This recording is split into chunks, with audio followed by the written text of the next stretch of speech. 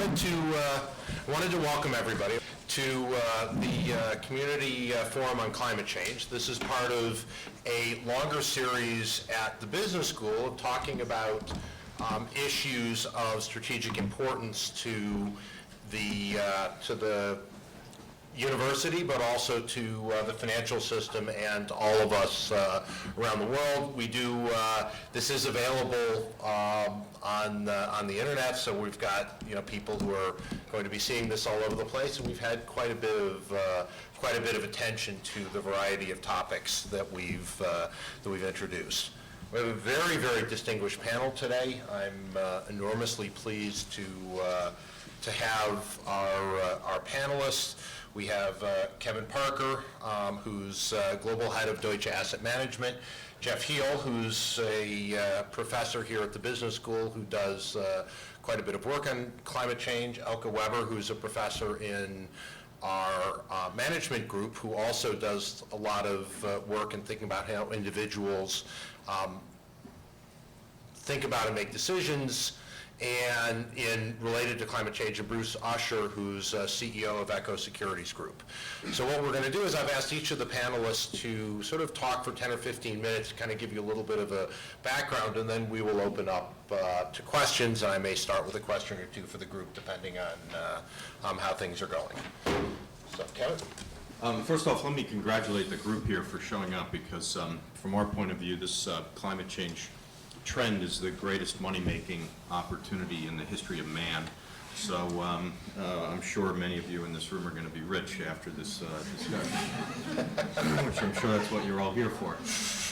First off, on the screen, you may have seen this on our website or down on 33rd Street across from Madison Square Garden. We launched the world's first carbon counter, real-time carbon counter at Deutsche Asset Management. This was inspired by the national debt clock, which you may have also seen, and being a trader from Wall Street for many years, everything operates in real time. And as we started this focus on climate change back in 2005, it got very difficult to have conversations with investors when the amount of carbon in the atmosphere was being published once every 5 years. If there's not a number on a screen kind of changing all the time, it's pretty difficult to carry on a conversation. So I came up with this idea to frame the conversation, because invariably somebody would say to me, well, it's cool out for August, and so what are you talking about, about climate change? So the conversations would get silly. So we put this up. You can see it's almost 3.65 trillion tons of greenhouse gases in the atmosphere today. The numbers being calculated by our friends up at MIT, and those of you that stay up on this will know that MIT last week published published their new estimate for climate change impacts, and said that in a do-nothing scenario, this rate of advance in metric tons of carbon per second, which is turning over at 800 tons a second, in a do-nothing scenario, MIT now estimates that there's a 50% chance of a 5-degree increase in temperature by the end of this century. I don't know if anybody in the room knows what the implications are of a 5-degree increase in temperature, but basically it's extinction for man. So I've been talking to people about this and saying, look, if you've got on an airplane tomorrow, and just before the flight was about to take off, the flight attendant said to you, there's a 50% chance that this plane is going to crash and you're all going to die. Would anybody stay on the plane? The answer is no. But despite that, we only have about a 30% recognition of the problem of climate change in the United States, which is remarkable. So 70% of the people are still on the plane. What we've been around talking about is regulation, and regulation drives capital formation, and capital formation is what's needed to solve the problem. IEA says $45 trillion by 2050, hence there's the opportunity, folks. if $45 trillion is going to get spent, that's going to create a lot of jobs and a lot of value, and hopefully lead to climate change mitigation. Those are just huge numbers by any stretch of any imagination in any industry, in any business around the world. But it's got to come from regulation. We put out a paper a couple of weeks ago on climate policy. We assessed risk for countries around the world based on their climate regulation. We did that in concert with Columbia University, and we ranked. We gave each country an overall risk assessment of low risk, moderate risk, and high risk. And you can see that here's a handful of the countries and how they appear from a regulatory standpoint for investors putting money to work in these countries to mitigate climate change.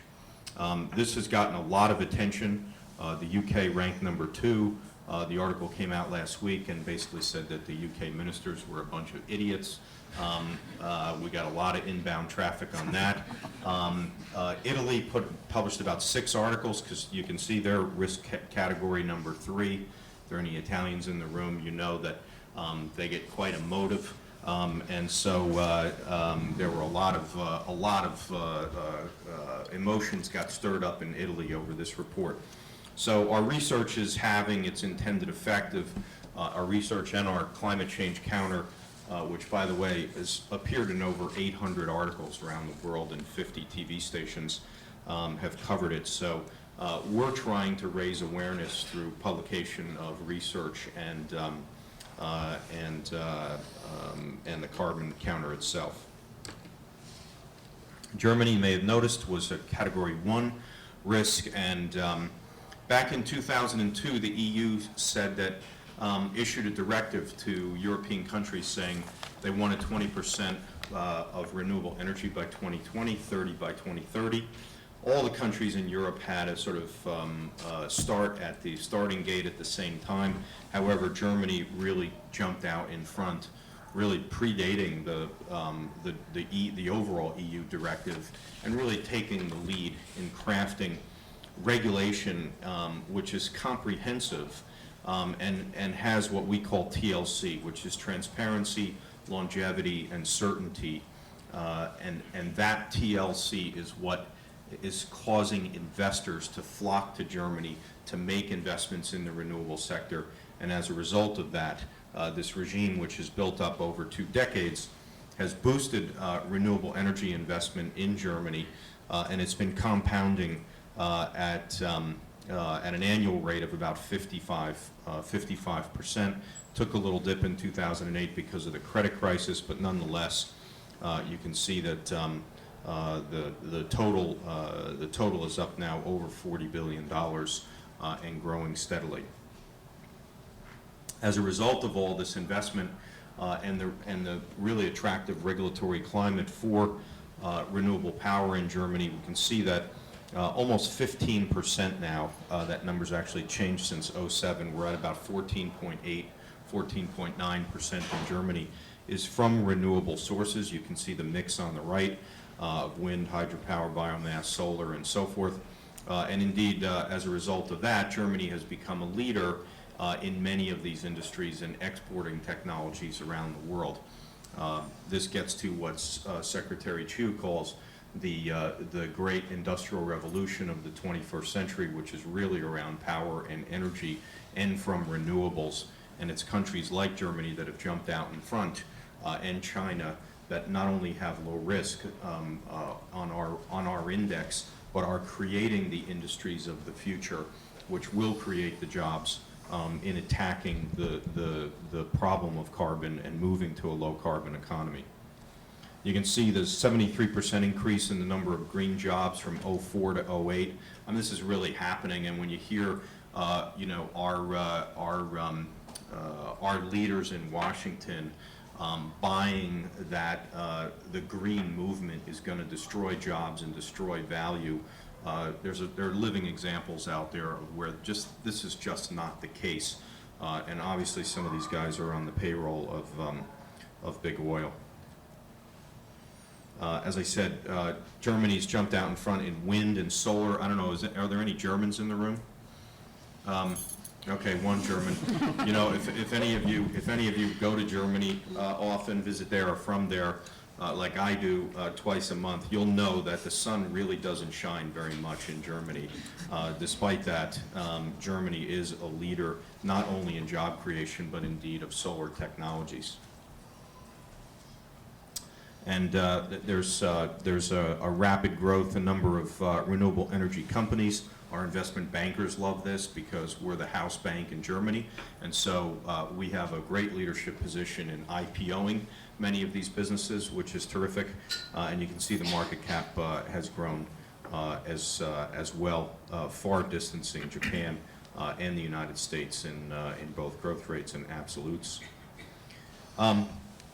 Just to do a comparison so you get an idea of why Germany, which has enacted federal legislation enabling companies to really get to scale in Germany, this is the hodgepodge of regulations that exist in the United States. And you can see you have 29 states plus DC that have RPSs, 5 states have goals, but it is all over the map because we don't have a federal system here in the United States to regulate energy. That's done at the state level, and the federal government really seeks to stay out of it. And so as a result, outside of a little bit in California with solar, the renewable energy companies in this country really have not been able to get a lot of traction. And not only that, even with the regulations that exist here in the United States, getting down to the last mile and connecting to the grid as a renewable energy company in this country is a nightmare. You have to go find the guy. The guy has to even understand that he's the one in charge. It's past the buck.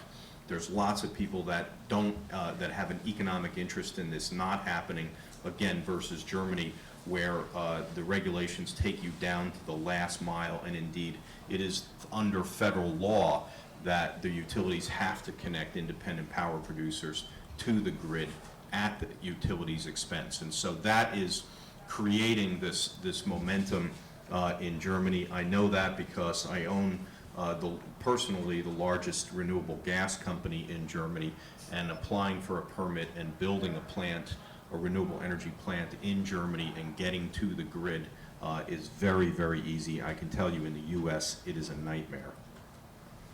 Here's what short-termism does for you on the regulatory front. Actually, Secretary Chu uses this now in his slideshow. You can see that whenever the PTCs expire, you have these enormous drops in installation using wind as an example. So Germany has 20-year tariffs, 20-year transparent, long, clear, comprehensive regulations. We have a series of expiring PTCs, and every time that happens, you see a big growth and then a big drop, a big growth and then a big drop. Any of you that are in the B school studying to be investment bankers or investors will know that that is a killer for equity investors. Equity investors just run when regulatory risk is high, and you see this kind of action in the build-up and then complete drop-off of investment. Equity investors just go somewhere else, and indeed that's what they're doing. So, just to wrap up, carbon pricing is essential, so cap and trade is essential, but cap and trade is a long-term solution, it's not a short-term solution. Comprehensive, transparent regulation with longevity, that is what is going to solve the problem. TLC, transparency, longevity, certainty, that is what's going to kickstart capital formation today, not cap and trade. Cap and trade is what's going to put a cap on carbon down the road and force the price of carbon up, so all of these renewable technologies become profitable at some point. But investment capital becomes available only when regulation and incentives clarify the risk and the reward profile for investors, and that is not the case in the United States, indeed in most countries in the world. And capital, which can flow freely around the world with virtually no barriers and no regulations, is going to flow to the countries with the least regulatory risk. That's what we've been saying to folks in Washington and other countries. That's why we publish the research. it's going to be game on for capital and competitiveness for capital to go solve these problems because of the upside and the opportunity. And the countries that don't move against inevitably extinction to the human race, so you know the capital's going to go at some point in time, it's going to go to those places that it's going to produce the highest returns, right? Because investors are just rational economic animals at the end of the day. So it all depends on that bold point, TLC, and the regulatory environment. That's what's going to jumpstart the capital. And as investors or as potential future employees, you want to go where TLC is highest. Thanks.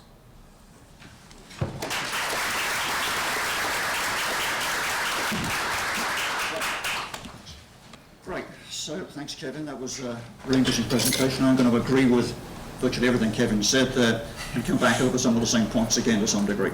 But I want to give a slightly different emphasis. I want to talk partly about policy issues in the context of climate change, but also partly about what's been happening on the climate change front here at Columbia Business School.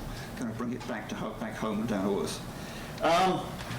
So when people ask me what we have to do to solve the climate change problem, I like to reduce it to 2 steps. Usually you get a long list of things you have to do to solve the climate problem, 20, 30 items long, so I'm reducing it to 2 steps. One is stop deforestation. The second is decarbonize the world's electricity supplies. And if you can do those 2 things, you can solve the climate problem. If you don't do those things, you won't solve the climate problem. They're almost necessary and sufficient, but not quite. So why do I say that? Well, deforestation, cutting down tropical forests principally, generates about 20% of all greenhouse gases that are emitted by human activity. It's a surprisingly large number. It's up there with the emissions from the United States or China, for example. The United States and China, between them, each of them produces about 24% of the global emissions. So 20% from cutting down forests means that cutting down forests is roughly like the operation of the US economy, as far as the climate is concerned. And if you can stop cutting down forests, it's like turning off the US economy from a climate perspective. And the interesting thing about this, obviously, is it should in principle be a relatively easy thing to do, right? And stopping cutting down forests is not rocket science. It doesn't require massive investments in new technologies. It doesn't require a whole lot of R&D. It's just something in principle we could just go out and agree to do tomorrow, not cut down forests. So that's an easy thing to do, and it gets you 20% in one relatively straightforward move. Why do I say decarbonize electricity supplies? Well, electricity generation produces about 30% of all greenhouse gases worldwide. So they're taken together with deforestation, that's only 50%. But the point is, if you have clean electricity supplies, then you can move over to things like electric vehicles. So you can electrify transportation, you can electrify heating and cooling of buildings. When you've done all of those things, you've basically taken out most of the sources of greenhouse gas emissions. So, between sort of deforestation and decarbonisation of electricity supplies, you can basically remove enough CO2 emissions to stop the problem. How do we get there?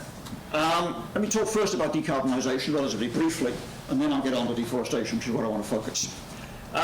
Decarbonising power supplies means all the things we've just been hearing a bit about. Moving to renewables, maybe using nuclear, using carbon capture and storage, improving the structure of the electricity grid, developing new storage technologies, and all of these things. And that's quite capital intensive. For the US alone, to make a reasonable showing in those areas would probably require investments of 3, 4, maybe even more than that, $1 trillion. And US GDP is about 13 trillion. So that's, you're talking about 25-30% of US GDP. Of course, we don't have to do that tomorrow. That can be spread over the next couple of decades, but it's still a significant sum of money and quite a challenge. And there's a lot of capital will be going into that area. And as Kevin indicated, for that kind of capital commitment, you obviously need a framework where investors can be fairly certain that the capital will be treated in a friendly fashion. Now, cap and trade, which is where most of the debate is at the moment, is obviously a useful policy in this context. What cap and trade is going to do is raise the cost of fossil fuels relative to the cost of non-fossil fuels. So it'll kind of tip the playing field away from fossil towards non-fossil. At the moment, the playing field is probably unreasonably tipped in favour of fossil fuels. So it's obviously a good thing to do. But my sense is that it's not by any means enough to generate the kind of innovation that we need. In addition to that, we need a range of other policies. And from an economic perspective, the issue is that there's a whole bunch of market failures or externalities here. And the principal one that people always focus on is the fact that emitting CO2 from burning fossil fuels is an external effect. But there are a whole bunch of others as well. For example, research and development. New knowledge is a public good. Markets don't work enormously well at research and development. So there's a whole set of issues to do with public policy and R&D and market failures in the context of R&D. There are large fixed costs associated with introducing these new technologies, and there are also some network effects associated with most of them too. It's much easier to be the 10th utility to introduce carbon capture and storage rather than the first.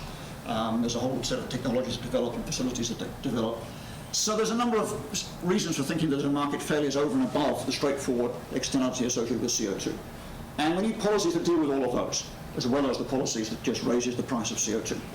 And in particular, that means focusing on things like incentives for research and development and incentives for the implementation of new technologies. And those are exactly what Kevin was talking about, these feed-in tariffs that are so successful in Germany and in France, Germany and in Spain and in Italy, are precisely a mechanism for providing incentives for the introduction of new technologies.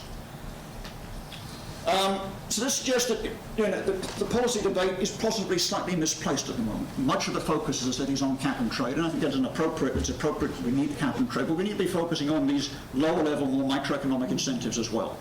Because unless we get those in place, we won't get very far. And at the same time, they're also probably less politically controversial than the cap and trade concept. Very few people are against incentives for research and development. Very few people are against incentives for introducing new technologies. So you get more of a political easy run on those issues than you do on the cap and trade issue. And I think that the whole focus in the Copenhagen meeting, which is coming up shortly, is probably slightly misplaced for this reason.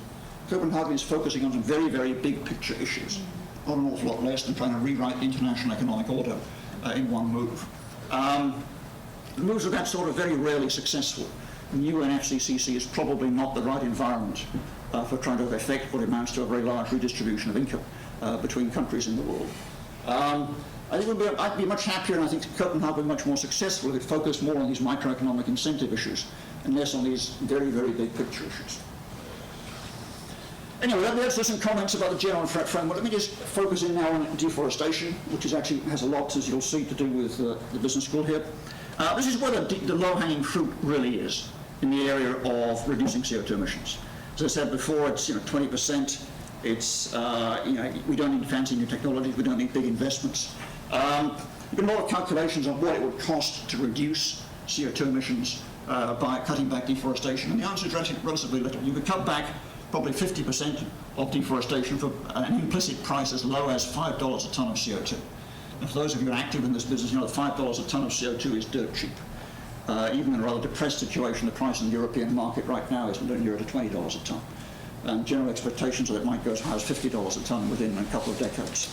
So if you can persuade people in the Amazon basin, for example, to stop deforestation for $5 a ton of CO2, that is a bargain, and you should take it.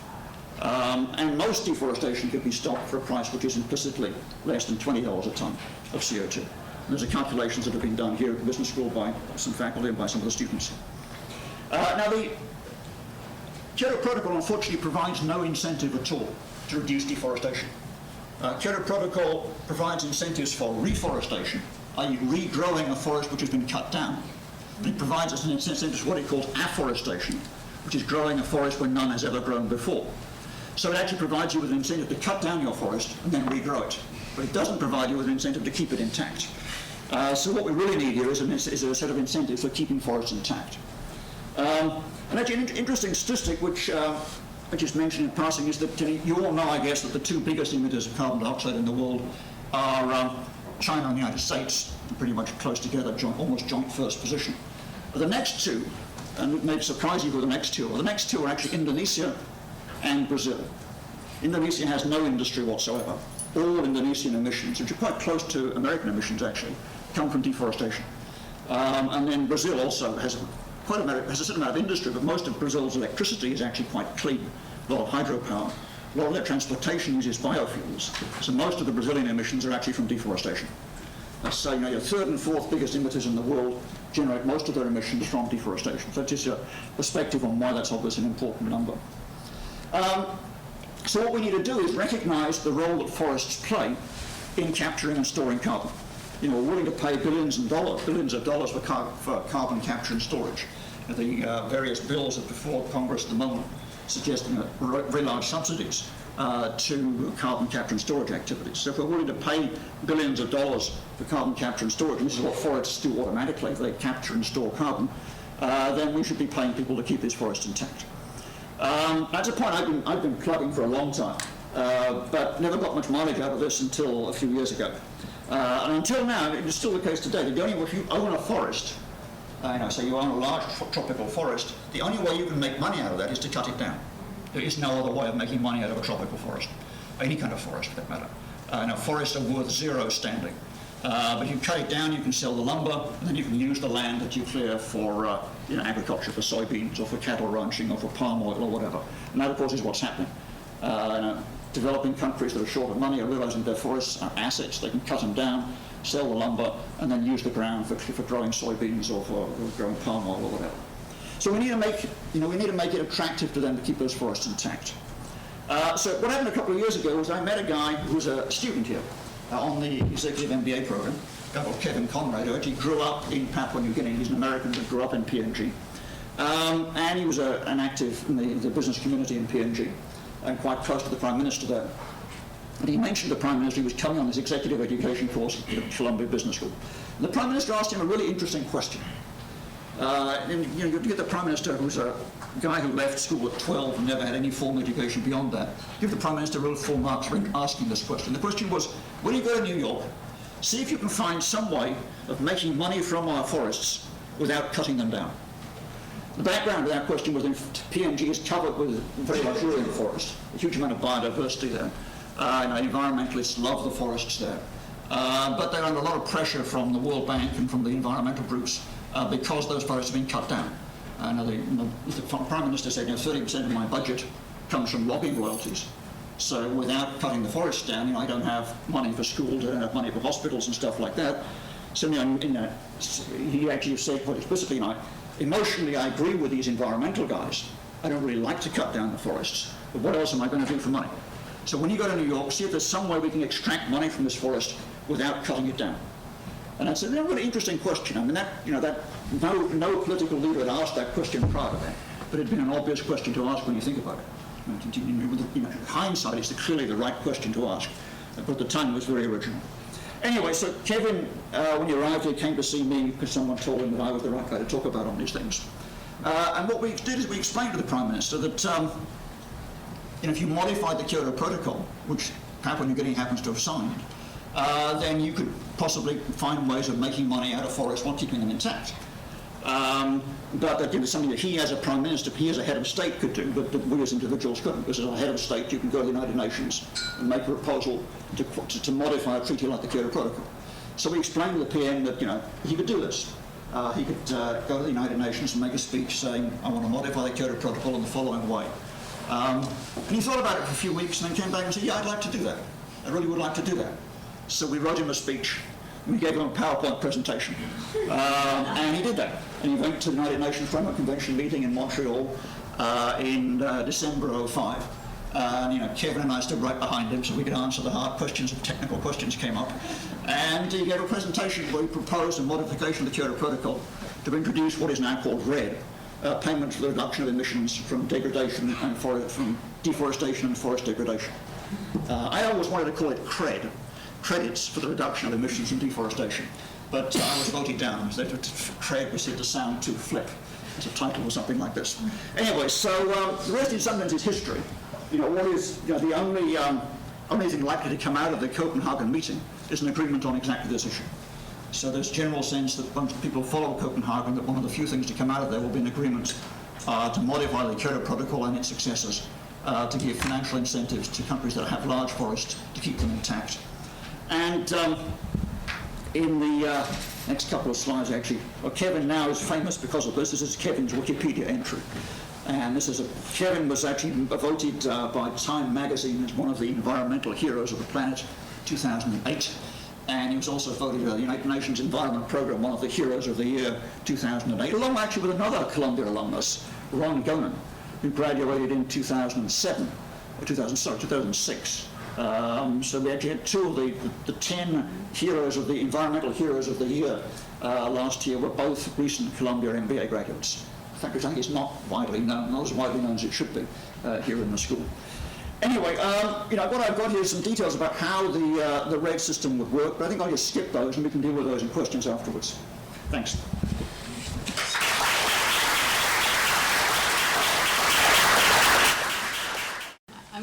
switch gears a little bit and from economic and financial solutions to climate change and technological solutions, and tell a little bit about the decision-making behind climate change, in part to demonstrate some of the research that's going on here at Columbia, both at the Center for Research on Environmental Decisions that I co-direct next door in psychology and the Earth Institute, and that's the real reason credit was already taken. But also at the Center for Decision Sciences. Not back then. At the Center for Decision Sciences, which actually just moved into the business school, and Eric Johnson, my co-director, is actually in the back of the room.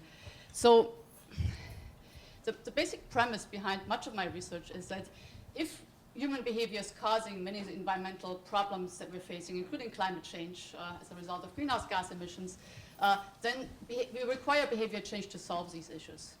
Of course, behavior change happens at multiple levels. I'm just going to talk about some of them. I'm most expert on the group and individual behavior front, but it's absolutely true that behavior change at other levels might actually be more effective and is probably more problematic. So one of them I'm going to address briefly is the lack of global and local concern about climate change and why that is, what we can do about it.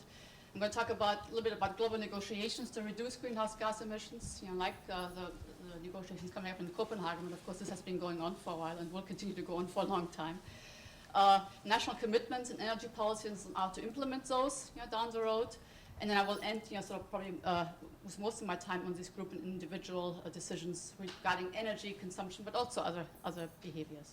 So how do we change behavior? Well, obviously, conventional economics offers us lots of answers to that. Economics is a behavioral science. They have been concerned with modifying behavior, mostly with incentives. And certainly much of economics traditional theory, including game theory, addresses many of the challenges that we face, but also suggests solutions. And so externalities, Jeff already mentioned, the free rider problems, and obviously potential solutions have to do with cap and trade and taxation of carbon emissions. What I want to suggest is that psychology and behavioral economics and other social science disciplines offer complementary solutions. They don't deny any of the impact of the other ones, but they qualify them and oftentimes offer us a broader set, oftentimes a set of cheaper solutions. Cheaper meaning that they're also easier, sort of politically more palatable because they don't cost as much tax dollars. And I want to argue possibly more effective solutions. Plus they help us understanding why some of the implementations of the political and economic solutions aren't working very well. So help us basically sort of implement those in a more effective way. So let's start with lack of concern about climate change. A lot of my research has to do with risk perception, and sort of a short way of sort of characterizing what's happening is no worry, no action. Risk is oftentimes characterized as calculations. We have to sort of somehow combine probabilities and outcomes and magnitudes of outcomes into some index of things. It's happening in financial industries, happening in engineering and so on. But when it comes to taking individual action, risk is something that sort of makes a little hairs in the back of our neck stand up. It's the kind of thing that wakes us up in the middle of the night because we're worried about it. And because of that negative feeling, we're motivated to take action. Turns out that climate change is not the kind of risk that we're hardwired to deal with. The threat is very slow. It's intangible. It's the prototypical frog boiling slowly, sort of raising the temperature in the pot before you know he's dead. You don't even notice it. It's uncertain and statistical, so there are lots of excuses for us not to take action with, to something where there are so immense problems and so few solutions. It's also something that's by and large something that we see as in the future and is geographically quite distant to us. And we're fortunate that that's still true for most of us in America. It's also not caused by a hostile agent, and again, we're sort of pre-wired to take action against terrorism and threats that where sort of external antagonists sort of have to be defeated. Let me just sort of show you this very typical survey research, either by Gallup polls or by Pew. When people are asked, and this is true almost all around the world, to rank priorities as a function of how they perceive the risks, terrorism, the economy, jobs, global warming ends up at the very bottom. If you're lucky, number 16, most of the time number 20. It's not something that we really are concerned about. You can also see some variations over time. And so this is the number of people in the US in Garrett polls who over the years have judged the greenhouse effect of global warming as a risk that concerns them a great deal or a fair amount. As you can see, it varies from something like 50, low point of 50, to a high point of 72. It just has dropped again this year quite a bit, like 5 or 7%. But you can see there's variation, and of course the threat, the risk has not diminished. If anything, we know more about it, and if all projections are correct from climatology, the risk actually has increased, and we have much more certainty about it. So one thing, the reason I'm showing this slide is about a psychological point that I've made in a number of articles, which is that we have a finite pool of worry. We can only worry about so much at any given point in time. Add something to the mix, like, for example, in between 2000 and 2001, 9/11. Okay. Now we're more concerned with national security and our personal well-being. And just because the other risks are still around, we don't perceive them that way. They've gone off our radar screen. So it's an emotional limitation, it's an attentional limitation. And of course, let me just sort of say that has implications for how we raise concern about climate change. And I don't have time to go into the details, but scaring people into further action is probably not such a great idea, because that will diminish their concern about other risks that are probably equally important. Let me just briefly say something about problems with global negotiations. Of course, we know that these kinds of negotiations deal with common poor resources, and we know what the rational responses to these kinds of resource dilemmas is defection. And so we should be acting the way we are acting, which is not to think about sort of long-term and global ramifications. But there also are a variety of psychological factors. One of them that has been widely documented is a self-serving bias. Even if we are well-intentioned to go into negotiation in good faith, every side wants to do what's good for them and what's good sort of for the greater public good. We have very different definitions about what a fair outcome is, depending on our perspective and depending on our incentives. So if you're in a developing nation, you have a very different perspective about sort of how to set caps on carbon emissions than if you're in a developed country. And so the question is how to overcome sort of these sort of self egocentric biases that limit us in perspective taking. And we see a little bit about implementation problems, cap and trade programs, things like setting a carbon tax. It turns out that there are sort of economic calculations you can make, but also how you present a proposal, tax proposal, matters quite a bit. And let me just sort of take a quick aside and show you a study that Dave Hardesty, a graduate student here, and Eric Johnson and I just conducted earlier this year. It's a national survey where we asked people about their willingness to pay extra on a consumer product like an airline ticket to offset the carbon emissions that consuming this product will engender. And as you know, nobody likes carbon taxes very much. Politicians have a hard time even just thinking about the word. They shudder when they hear it. But the voluntary offset market grows every year by leaps and bounds, doubles and triples each year. And so we were asking ourselves, well, who are these different people, who like one and hate the other, or are they the same people? And it's the label that affects people's reactions. And so what we did is we gave people a set of choices. You can buy this product, a trip from New York City to Los Angeles for the market rate, or you can buy the same ticket with the offset price, and we just got the going rates from providers of that service. People made their choices. We also asked them before they made their decision to sort of type out loud what goes through their mind as they make this decision.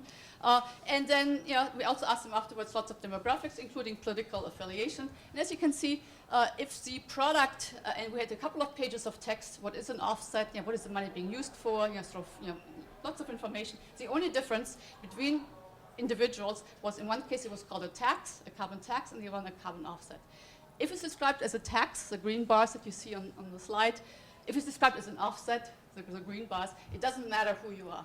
Okay? So basically, regardless of political affiliation, everybody buys it, but 65% the more inclusive ticket. Okay, here's what happens when the same information comes with the word carbon tax. Okay? It does not matter to the Democrats. They're buying it equally likely, but if you're a Republican, it goes down to 27%. Okay, and the independents are halfway in the middle. Now what's interesting is we looked at what they typed, thinking out loud what goes through their mind. And I think I have one of those thought lists. So this is one subject. It's good for the environment. Carbon offsets not that much more than regular ticket. What does the extra money do to offset the carbon? Here's another person. Would I ever pay extra for this? I really don't care about carbon tax, the same thing. Be old and dead by the time this world has an energy crisis, but this means a huge one where we're all effed, and this is a ridiculous thought to have. And so you can analyze these thoughts by what option are people considering first. Yeah? It turns out that sort of people's emotional reaction that we also measure so determines what they consider first. So when something is called an offset, people like that, and they first think about what's good about buying the option that includes the offset. As soon as you change it to the word tax, and people who don't like taxes, i.e. Republicans, they say, yuck. Okay? And so the negative reaction makes them switch to the other option. They consider its benefits first. This is actually a quite general phenomenon that we have sort of captured in the theory that we call query theory. This is Eric Johnson and myself. It has to do with sort of how we construct our preferences for different options. Yeah?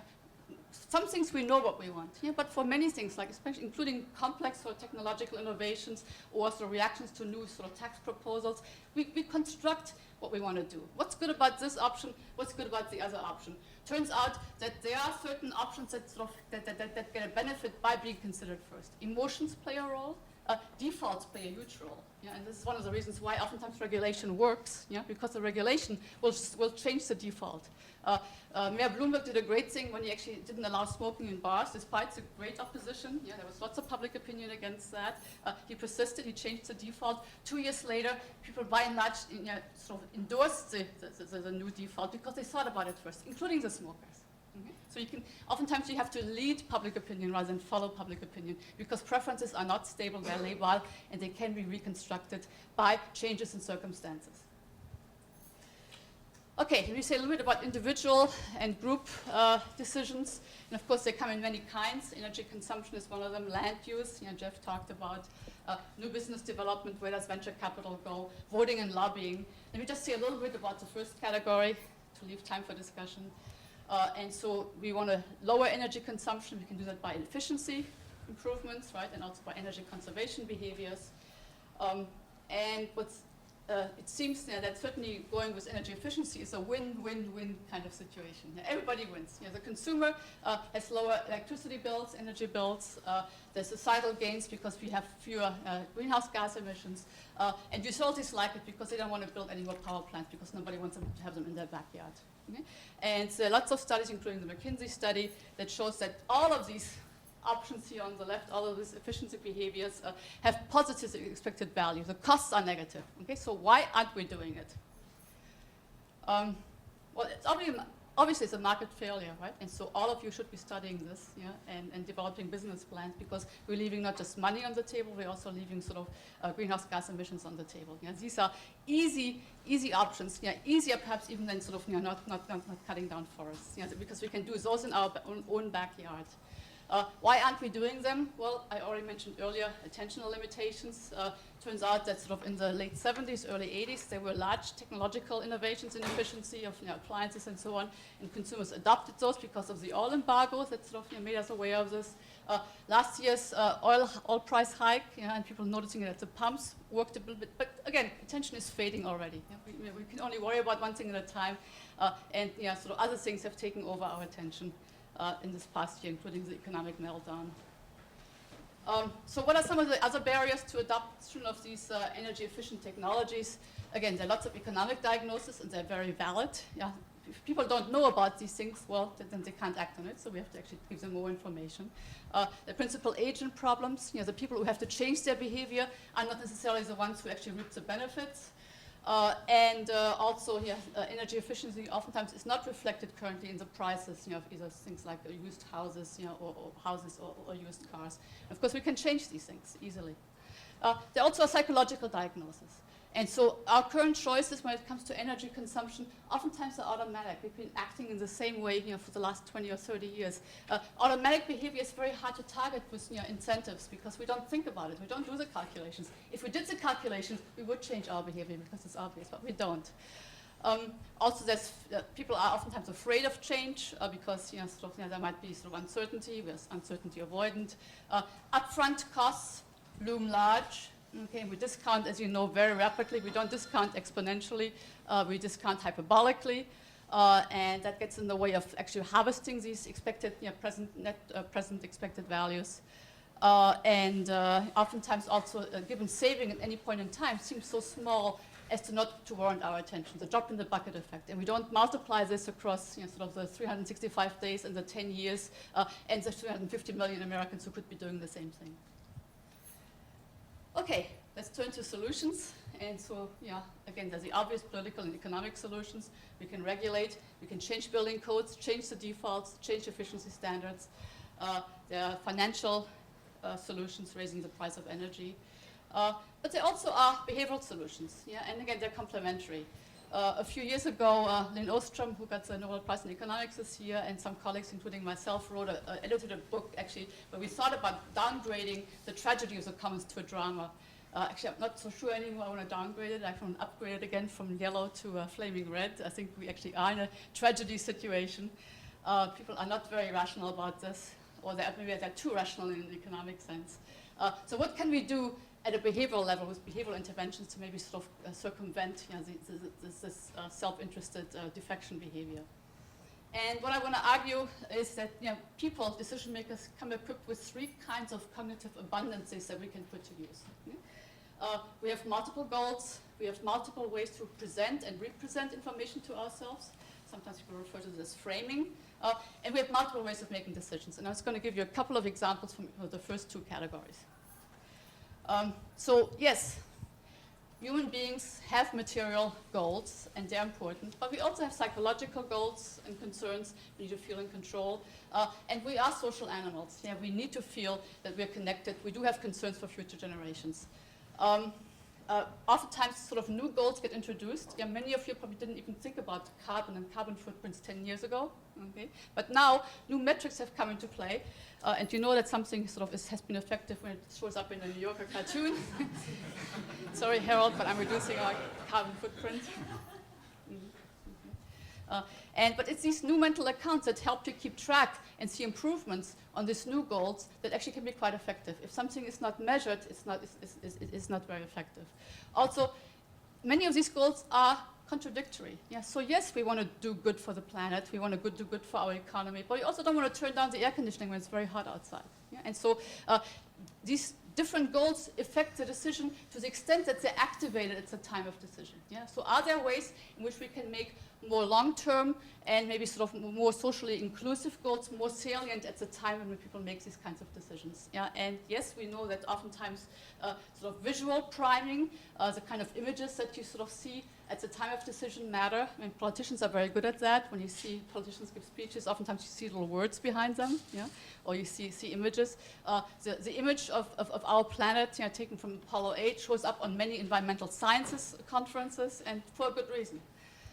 Also, it turns out that when people make a decision in a group setting, like for example, when they wanted to switch from conventional energy sources to a green provider, which costs more, if they make that decision by themselves at the kitchen table as opposed to in a household setting or in a condo meeting, they're more long-term oriented and they're more socially aware in the group setting. Because again, the setting itself reminds them of the fact that they're not alone in the world and that they have social goals.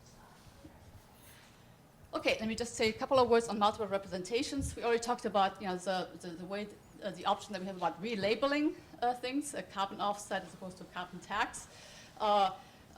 Kevin talked about opportunities with climate change as opposed to costs.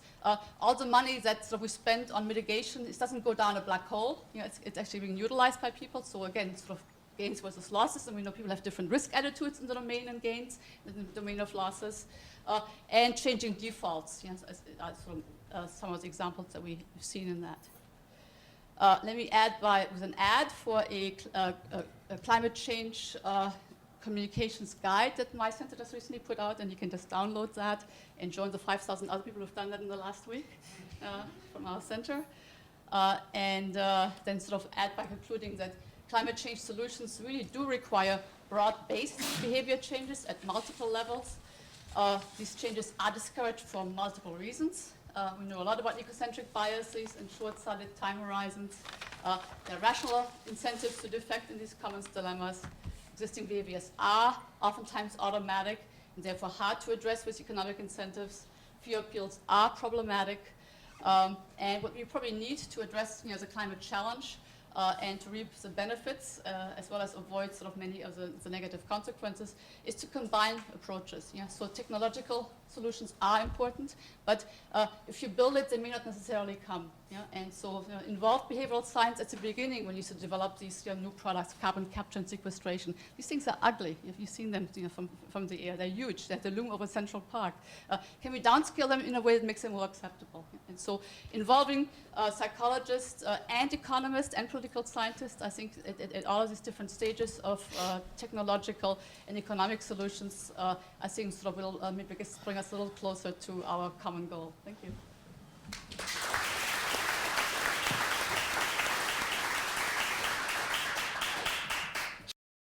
Presentation made me think that the right thing for us to do is to code up the computer so whenever somebody's printing on one of the printers out here, that what comes up is a tree being cut down. In the Amazon, where it sort of says how many copies do you want to print, we should just have that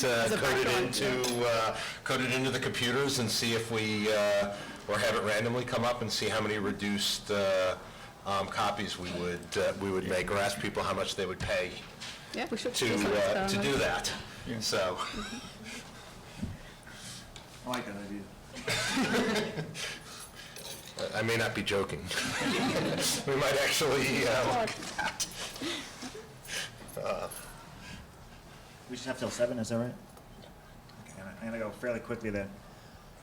There was a front page article, New York Times yesterday, about flying and carbon credits, but airlines using carbon credits to offset flights. Anybody see it? So the gist of the article was that carbon credits are bad because they allow people to fly and reduce their guilt in doing so. And the real problem here is that people fly, and we need to stop them from flying, and therefore we won't have as many emissions. Airlines contribute about 2%, roughly, depends how you measure it, to greenhouse gases. And therefore carbon credits are bad. And what's interesting about this article is it reinforces the experience I've had in the last 8 years running a large carbon credit company. And the experience is that half the world doesn't give a damn, as per your analysis. And the other half is completely unrealistic in what they think we need to do. Because we're not going to stop flying. The day we stop flying, as Kevin pointed out, is the day that we're all about to go over the edge and it's all over. We might be able to reduce our flying a little bit, perhaps a little, some things we can do, but we are not going to stop using airplanes. And for some reason I can't quite understand, but I'm sure it's behavioral. The term carbon credits or carbon offsets is one of the most controversial, hostile businesses I've ever been involved with. People get all worked up about it. When in fact, it's simply a very simple and fairly powerful economic tool. That's all it is.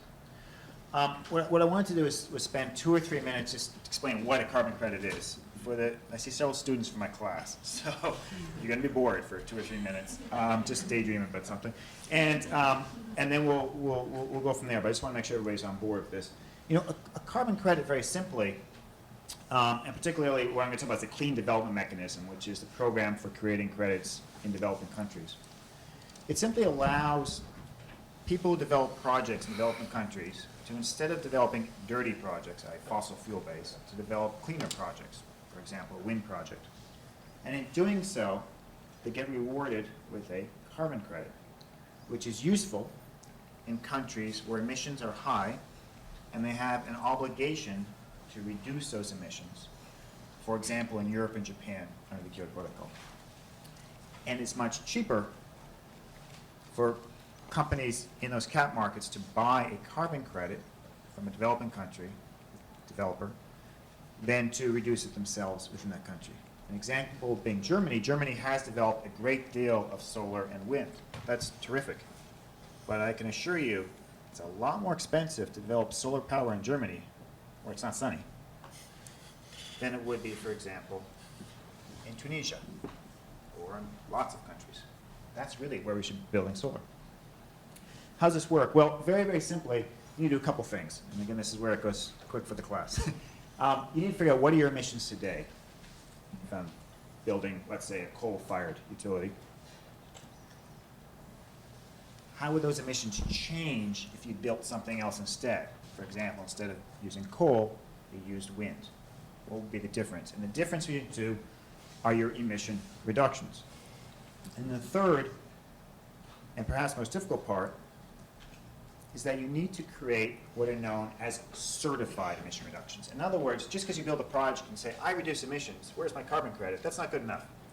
You need some third party, some entity to come in and say, you know what, we checked, we verified, we made sure that in fact these reductions occurred and you deserve this credit. What's up there is the process that one must go through under the terms of the Kyoto Protocol, under the Clean Development Mechanism Kyoto Protocol, to create a certified emission reduction, which can then be sold in Europe or Japan. I'm not going to go through the slide, but I do want to point out one important thing, which is that every project must adhere to a concept of what's known as additionality. The project must demonstrate that it would not have been built except for the CDM, that it wasn't so-called business as usual. That qualifies as an additional project, and it's very important to the system. All fair and good. So what's been happening? This system came into force around 2004 when the Kyoto Protocol was ratified by Russia and came into force beginning 2005. And what you can see from the slides is a rapid uptake. Thousands of projects have been developed. I'll tell you why. And in order to do that, I'm going to take you through a very short story.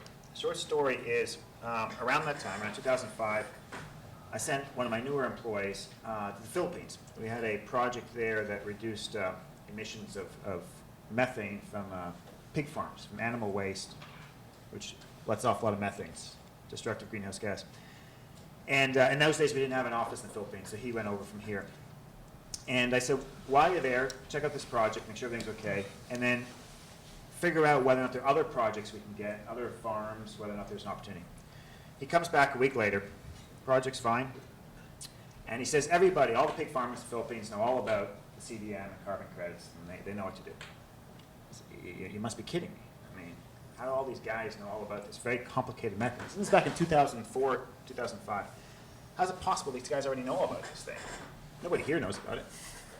And he said, I said, come on, one of our competitors must have gotten ahead of us, or the government educated everybody. There was some university did a seminar, and somehow taught these farmers.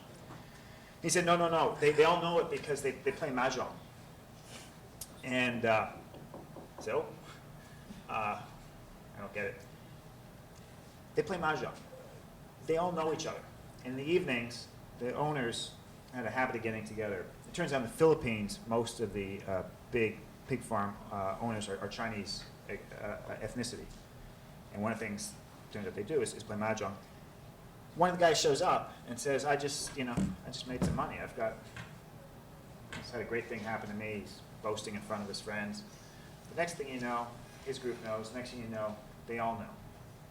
And the reason I tell the story is that's what a market is. That's what a market mechanism is. That's what capitalism is that this information moves not linearly. It's not that people understand, if I build a wind farm, I can get a credit. You study it. It happens exponentially. Much faster than anybody expected would happen when they put the Kyoto Protocol out there.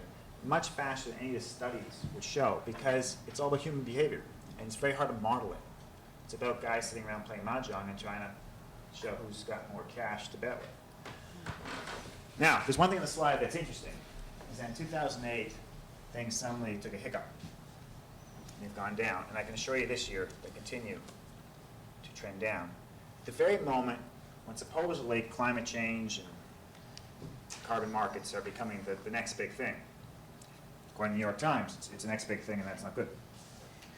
What's going on? Well, before we get to that, because that's a key point I want to make, not only has there been rapid growth, but there's also been a fantastic number of technologies competing in this market. And That's what we want to see. What we want to see is that over time, not only are there a lot of projects, but there's lots and lots of different technologies coming into the market. Because at the end of the day, we don't know which technologies are going to work best. All I know is what's working today is not going to be the technology of choice 2 years, 5 or 10 years from now. And so you want the market to help you make that decision. What's been going on at the same time the market's been growing is that the system requires every project to prove that it's additional. It needs to prove to the body that monitors it, which happens to be the UN, or a body within the UN, that it wouldn't have happened in the absence of the project. And when the first 12, I think the first batch of like 12 of them came out, there was a lot of deliberation, and some got through, and some didn't. And there was all sorts of press and arguments. Okay, fine. And then I'm working through and working through and working through. At this point, there's about 5,000 projects all trying to get through this extremely narrow point. Would they or would they not have been built without the system? It's a counterfactual argument. How many angels are dancing on the head of a pin? You can spend a lot of time arguing about it. What's happened is that the system, which took almost a year in the beginning to get a project, which is a heck of a long time, a year, to get approval on the credits, is now taking more than 2 years before you know whether or not you even qualify, let alone getting revenue from it. So the system itself is getting completely gummed up. Doesn't matter. Should we care? So what? So this UN set up a system. It's all gummed up. A bunch of pig farmers play mahjong. Do we care? We have to care because this slide shows legislation. Actually, it's a bit out of date, a few months out of date. But it shows that some of the proposals for the U.S. Congress. And what it shows is the red line is business as usual in the U.S. If we don't do anything to reduce emissions here, that's the forecast for greenhouse gas emissions, which is not pretty. But when we bring this legislation in, whether one of these bills or any of the other bills being negotiated, it's going to look something like this.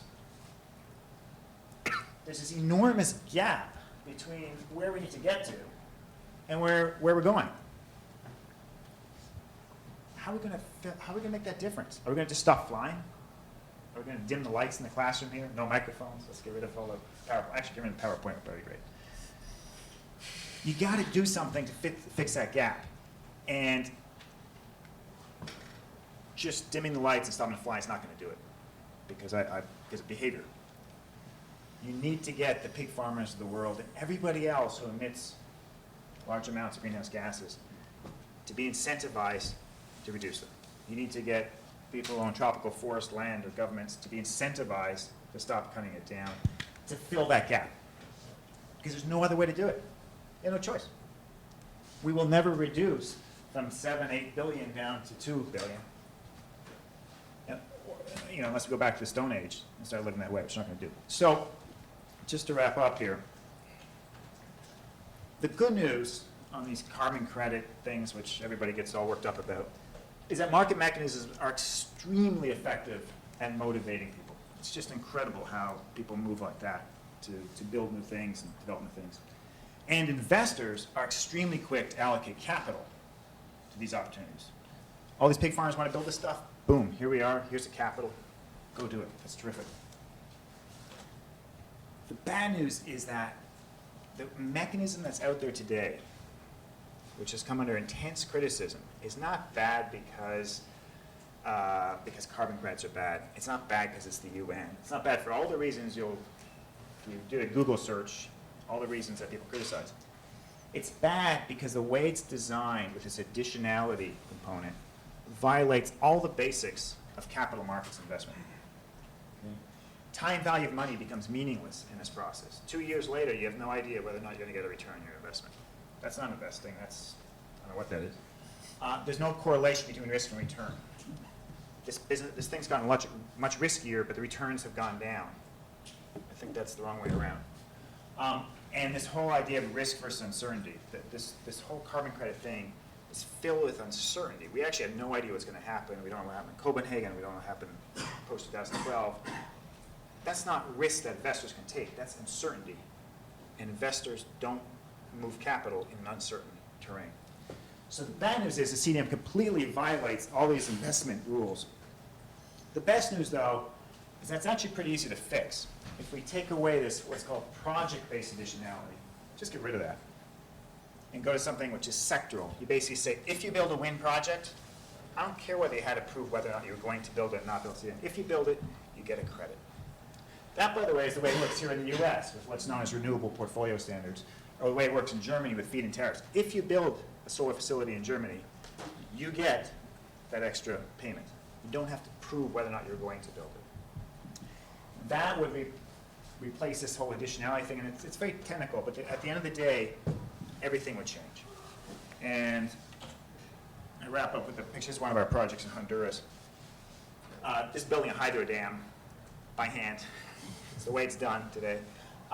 This is the way carbon credit market works today. Everyone's picking up I-beams by hand and carrying them around.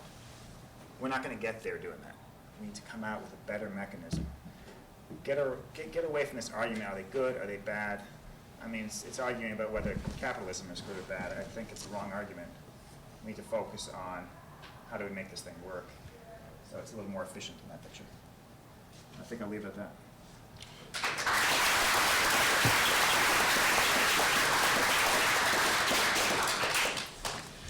I'd originally asked the panel to sort of think about some questions, particularly for each other, but I think given the time, I'd like to really open up to all of you to kind of think about, to either put some questions to the group, or if you have some comment or editorial comment, you should also feel free to concisely bring that to the fore. So I wanted to address something Professor Goff said, or I have a question about it. We were talking about that the U.S. and China, of course, are the biggest carbon emitters, but you were mentioning that actually Brazil and Indonesia were the next highest emitters, and I was confused because you were saying mostly in the case of Brazil it was due to biofuels. No, sorry. Indonesia is the third and Brazil the fourth biggest emitter. Brazil, I was saying, actually doesn't.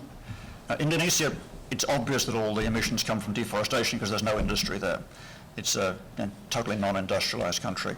Brazil is a fairly industrialized country, but the Brazilian industry doesn't actually produce much emissions because the electricity largely comes from hydro, and they use about 30% of biofuels in the transportation, so there's not much emissions from transportation either. So most of their emissions, again, come from deforestation. That's the point I was making.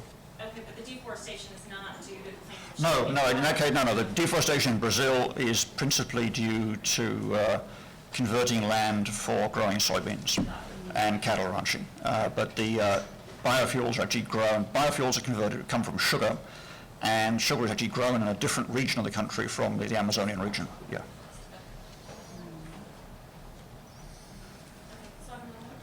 This is for you too, Professor Weber? So in general, I remember last spring we had a big panel, and Curtis Regnall from was here, and it was really great because it was the first time they were talking about their big greening program. And there was also, I don't remember her name, the woman from Citibank who ran a similar program. It was a really interesting panel, but one thing that really struck me is that Curtis kept saying this is the first time I've been allowed to talk about this. We're not allowed to talk about it because they're afraid of becoming a target. And you know, what both of you all were kind of talking about is how do we, you were saying lead public opinion. And in this case, you have something like Bloomberg, or look what happened to BP, you know, however you feel about them. I feel like we have these people doing really great things, or these companies, but they become enormous targets when they start publicizing what they're doing. And so that is a really question I'm really asking for an opinion. How do we allow these types of corporations to lead public opinion in the direction we want to go? Do you want to start? So I don't think it's universally true that actually there's sort of public opinion is against green innovation and responsibility. The voices that are loudest might give you that impression. And I think sort of one responsibility we have is to speak, people who are actually sort of seeing the benefits of these actions, to speak out louder. As people see the benefits, and it's in a way it's a question of reframing. Yeah. So I was just in Washington a couple of days ago talking to Congressman Brian Baird, who's been proposing that the Department of Energy should set aside $10 million a year for behavioral research to help it sort of implement its other technological innovations in the building sector and other in more effective ways. So he was criticized by Glenn Beck on Fox News for mind control. Yeah. Now it's crazy. Yeah. And it's certainly not true in Washington. In Congress is quite in favor of that. Yeah. But what you hear in the media and what you see here amplified in certain channels is not how the country necessarily thinks about things. But the question is how to counteract it. Yeah.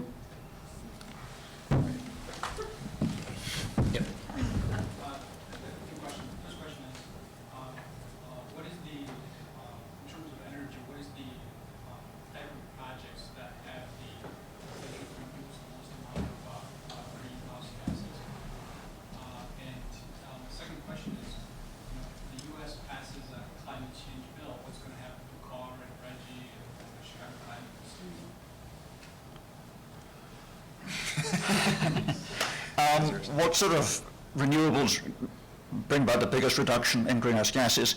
Any renewables, because they're all carbon-free. The real question is, what do they replace?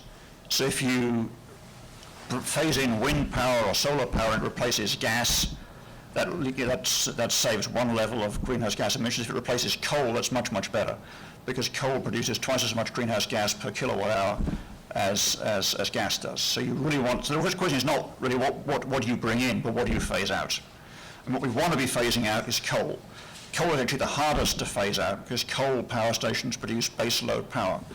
They're very big, they're very cheap, they run 24 hours a day, 7 days a week, and typically, when wind comes in, it's not used to replace coal, it's used to replace something else, which is more expensive, but also cleaner. And so your second question was, what happens to things like the Chicago Climate Exchange? I guess the guys who run that must be worrying about that a lot right now. Two things can happen. It can sink into irrelevance, or it can become the official carbon market. They're obviously hoping on the second, but the trends are probably not great for that, because at the moment most carbon markets are basically over-the-counter markets. I mean, they're not over-the-counter exactly, but they're like the foreign exchange market. They're electronic markets rather than markets with a physical location. But there presumably will continue to be a market for voluntary offsets, which is the sort of stuff that we've been hearing about a bit about, and that's what CCS is doing so far. We should probably, I have a number of questions on the timing, so if we can. Yeah, my question is to Professor Usher. My understanding is that China is the biggest beneficiary of the CDM program, but now we know that they're the biggest emitters of CO2, and also it seems that they have the resources on their own because of trade surpluses or whatever. They have the money really to conduct the projects without necessarily having these benefits. Do you agree that China should be a host nation? That's basically my question. Yeah, actually, it's two separate questions there. One is should China be capped? And the answer is China must be capped. It's just a question of when. That's the only thing to debate. And I don't have the right answer for that. It's not today, and it's not 20 years from now. It's sometime soon. The question that I get asked is, should China be beneficiary from reducing emissions? In other words, should they, right now the clean development mechanism is actually the China development mechanism, because 65% of credits are from Chinese projects. And again, this becomes very emotional. Why are we paying for China to reduce it? We should be doing it in America. And the answer to that is actually very simple, which is, the same reason we pay China to do a lot of things, like build stuff for us. I mean, if you have a cell phone in your pocket, I can guarantee you it ain't made here in America. Mine's actually made in Mexico, I looked it up. But a lot of stuff's produced in China because it can produce more cheaply there, and that's good for Chinese, and it's also good for Americans. It's about trade. And that's exactly what the clean development mechanism is. It's a form of trade where the most efficient country does the project. So, yeah, China should, the more China does, the better. It's good for the planet, and it's good for our economy as well. It's also for Professor Usher. The CDM, like the time lag in the credits, from my understanding, is because the system is so hard to administer now with the volume. And then also they face a lot more scrutiny about additionality in their projects. Are you concerned about some of the quality of the additionality analysis that they've been doing and their ability to scale up their administration of the program? It's a really technical question, but I'm not concerned about additionality because I think additionality was a huge mistake. 8 years in when I got involved, I couldn't really understand what additionality was about, and 3 or 4 years later, I was like, I get it. I understand why it's there. It makes a lot of sense. In theory, it's absolutely the right way to do it. And now, after 8 years, I've realized it was a huge mistake. They never should have done it that way. They should have done it based on sectoral standards or something similar. The problem with the number of approvals is not the number of people. You could add another 100 people or 1,000 people, and they'd still gum it up, because every time they approve a project now, they've got to think about what was already approved and what's coming. So when you had 10 projects, the number of sort of things to look at was limited. When you got 5,000, it's an exponentially impossible thing to do. They really cannot do it. This question is for Professor Weber. So forecasting is a relatively inexact science. I mean, if you look at, very eminent economists, for example, have a difficult time forecasting next quarter's GDP. What gives you comfort in basing or prescribing certain policy recommendations based upon models that forecast, let's say, 50 or 100 years into the future, especially when those models, embedded in those models are, hundreds of different assumptions? Mm-hmm. So there has been a lot of work on forecasting climate change and also climate variation, sort of seasonal to interannual climate variation over the last 20 years since these climate models first came on the market. And one thing that you can do, you can also use these models to hindcast. And so given the set of assumptions that they make and given the quality of the data that they have, you can see, okay, what did we predict in 1988 and what happened sort of 10 years, 20 years later, for which we do have the data right now. And most of these projections actually, or most of these tests actually show that the projections that were made actually have turned out to be conservative. If you look at, for example, the melting of the ice caps in the Arctic, if you look at other sort of manifestations that we have right now of climate change, including in the United States, in Florida, sea level rises, most of the projections, most of the facts are not just sort of within the bounds which you would expect in the models, but they're outside of the bounds in the more aggressive direction. So there's uncertainty, but I think sort of the biases that we found are systematic, and they're systematic in the direction that the reality seems to be even worse than the computer models forecast. I'm sorry, I didn't hear you, Professor Usher. So one of the major factors I've been reading about that contributes to the emission of greenhouse gases is cattle or livestock breeding, and particularly aggravated by the things that are happening in the U.S. a lot today, the confined animal facilities and so on. So in your work in the industry, have you seen any move towards incentivizing change in that area? Yeah, most of it's actually not in the U.S. because U.S. manure management is very good. But sad story, there was a competitor to us actually raised a lot of investment capital, a company called AgCert, you may have recalled, who developed 2,000 cattle and pig projects in Brazil and Mexico to eliminate the emissions. And they couldn't get them through the CDM fast enough to make their loan payments, and they went bankrupt. And most of those projects are kind of hung up today. So there is a lot being done, but they're sort of example A of where capital kind of hit a wall because the system doesn't work very well. Yeah, let me just jump in and answer that too, because I mentioned before I have a gas business in Europe, and just the gentleman's question here about which technology is best. In my opinion, biogas is one of the best technologies simply because it's renewable, it's completely renewable, and it provides baseload power, which most of the renewable technologies don't do.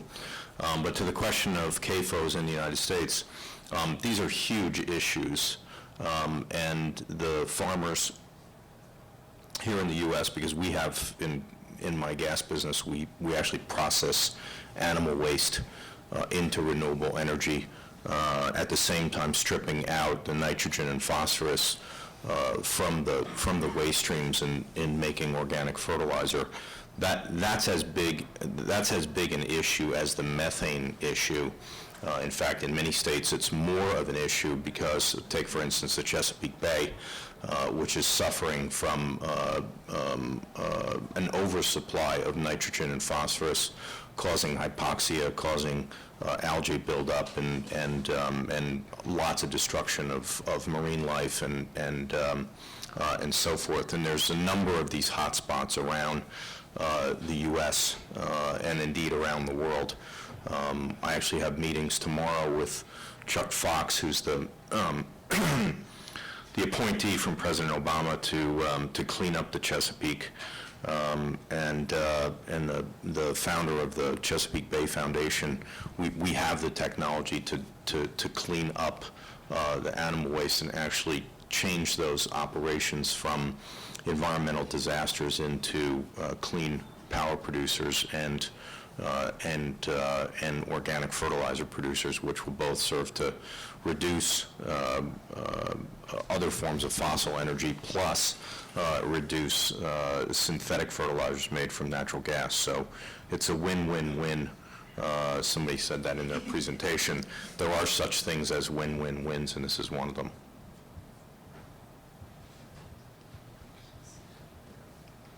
Two more questions. My question's for Professor Usher as well. The CDM has a dual goal. It's not just to reduce emissions, it's also to contribute towards development. Programmatic CDM seems to provide quite an interesting opportunity to achieve that goal, particularly in Africa. To what extent do you think programmatic CDM is going to play a role post-2012? Programmatic CDM is just where we get a lot of small activities and bundle them together. You know, like cook stoves or something that's very small and local. And I think it play a big role.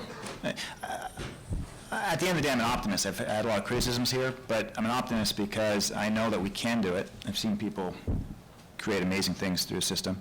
And at the end of the day, we have no choice. So we'll eventually figure it out. And so post-2012, I'm actually fairly optimistic about RED, about programmatic, about all these things. But we need to get beyond this discussion of good and bad and so on. We just need to go out and do these things. And over time, we'll figure out which ones are most efficient, which technologies are best, and those will rise to the top.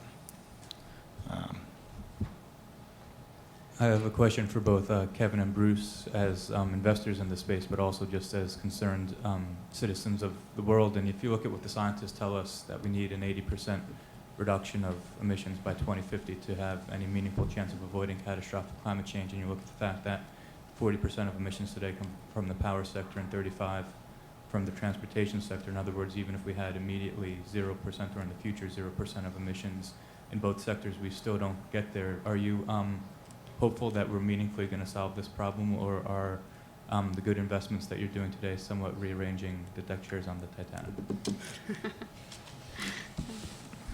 Yeah, listen, it's a great question, and you've got MIT saying extinction of the human race by 2100 in a do-nothing scenario.